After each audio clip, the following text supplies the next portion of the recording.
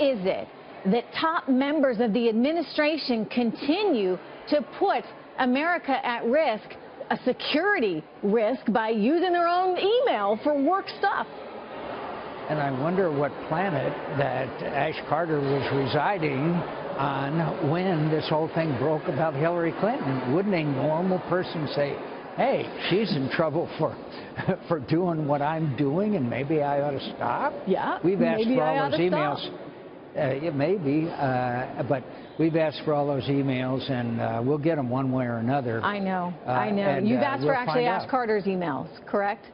We will ask for his emails, and we will get them, and I'll be able to report to you as to what they contained.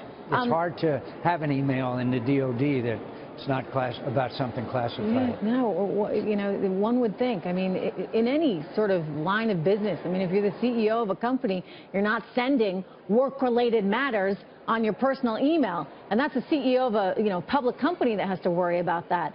You would think naturally members of government would also worry about it. Let me ask you, sir, about the visa waiver program as it currently stands. We are seeing efforts being made to try and screen out anybody that has been to 4 countries that have terrorism flourishing in them.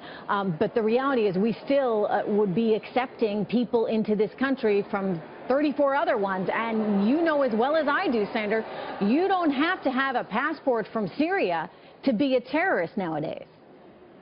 Well, two points. One is that, of course, I am totally confident, 100%, that Baghdadi is sending people with the refugees. I mean, why wouldn't he? Obviously, his objective is to attack America. The second thing is this fiancé program is obviously one that has to go. Third of all, and most importantly, the Department of Homeland Security was not checking their social networking. What they were doing on the social networks. Amazing. I mean, that is truly incredible. And you know why? Form of political correctness. But there you go. I mean, you're introducing, as I understand it, legislation to change that. But Senator, does it really take a bill? Does it take a bill to do something as simple as check someone's social media profile before they come into the country, the same as you would if they were going to get a job?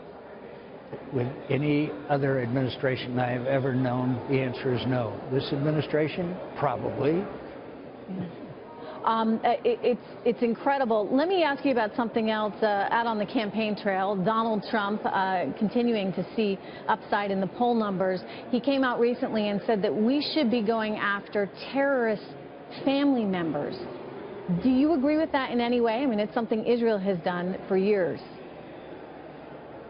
I think we have to look at all connections of people who have engaged in these activities. Now we've just heard in San Bernardino that a guy sold them the gun. So of course you have to look at all of their associates and their families, but it doesn't mean that they're guilty. I just think that they have to be examined to see whether they have any connections or any of those leanings. I think that's common sense. They have to be examined and potentially punished then if they did in fact know that something was going to happen and they didn't report it. I think it depends on the degree of involvement, Trish. I think it's, for example, we know now that a neighbor of theirs procured the weapons for them. He didn't take part in the attacks, but he facilitated it. Obviously, this guy should be charged. So I think it's not so much, quote, family members, it is associates, people who might have. We now hear more and more of the attack in Paris of people who were involved in this plot. It doesn't seem to end. And so you've just got to make sure. But I think the biggest thing is we have got to be careful to make sure we have every step necessary to prevent a terrorist from coming into this country. And that means careful and thorough examination, and more than what we have today. And we have 10,000 refugees from Syria scheduled to be coming in beginning in just 2 weeks' time. Senator, I know you've talked a lot about having a better vetting process for them, but let me ask you about the Christian component of all of this, because a lot of conservatives have come forward and said, well, we should admit Christians. Do you agree with that, or do you think it basically can't vet anyone here? Well, I mean, if you're one of Baghdadi's guys, what would you tell them when you arrived at the port of entry? That you're a Muslim extremist and that you're part of ISIS? I mean, in other words, how does that work?